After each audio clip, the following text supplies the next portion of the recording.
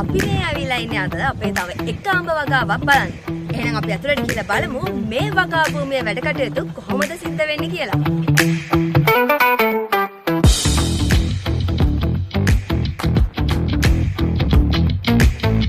TOMMY අඹ කියලා කියන්නේ අද ශ්‍රී ලංකාවේ විශාල වාණිජ්‍ය ඉල්ලුමක් තියෙන සහ වටිනාකමක් තියෙන අඹ වර්ගයක්.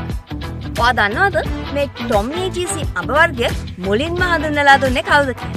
ඒ තමයි ටොම් එල්ලාවල මහතා සහ ජුවානි කාලෝස් මහතා.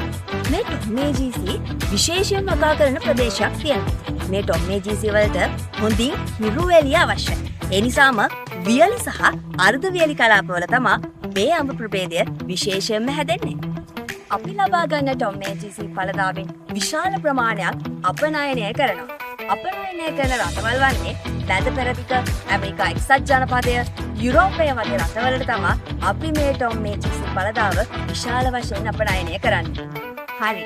දැන් ඔයා හිතුවද අපි අපනයනය විතරයි කරන්නේ කියලා? නෑ. අපි දේශීය වෙළඳපොළටත් විශාල වශයෙන් TOMMY අඹ ලබා දෙනවා. ඉතින් ඔයත් මම මේ අඹ වලට කැමති වෙන්න විශේෂ හේතුවක් තියෙනවා.